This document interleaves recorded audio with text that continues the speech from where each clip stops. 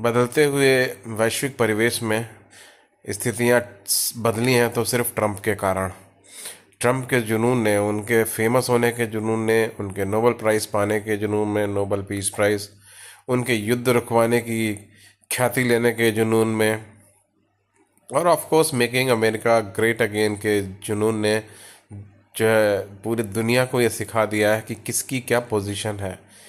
लोगों के दिमाग में जो फितूर बैठे थे कि हम ताकतवर हो रहे हैं, हम ऐसे हैं, हम इतने ताकतवर हैं, काफ़ी हद तक ट्रंप ने यह एहसास दिला दिया, चाहे रशिया हो, चाहे चाइना हो, चाहे यूरोपियन यूनियन हो। और इन सब के एकीकृत होने में या इन सब के करीब आने में ट्रंप का बहुत बड़ा योगदान है। ये अलग बात है कि समय परिस्थितियों के साथ ये यूएस के खिलाफ धीरे धीरे जाता दिख रहा है।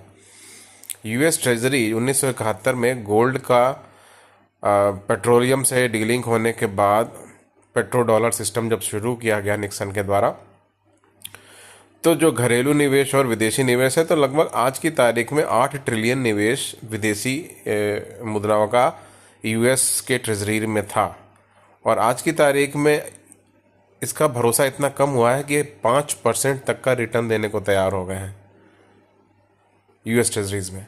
सोचने वाली बात है। पिछले कहते हैं 30 सालों तक में सबसे ज़्यादा रिटर्न देने की बात हो रही है।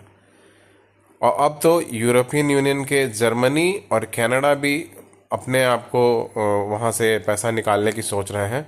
और डेनमार्क ने जो पेंशन फंड में इन्वेस्ट कर रखा था, वो भी वहाँ से अपना फंड निकालने की सोच रहा है। तो ये अच्छी बात है कि ट्रंप ने लोगों को ये सोचने के लिए मजबूर कर दिया कि व्यवस्था वही अच्छी थी जो पहले थी।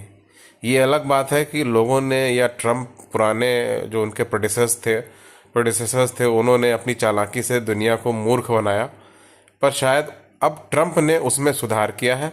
और ट्रंप की मूर्खताओं के कारण और इनकी बुलिंग के कारण लोग फिर से समझदार हो रहे हैं और इसीलिए गोल्ड की कीमतें बढ़ रही हैं।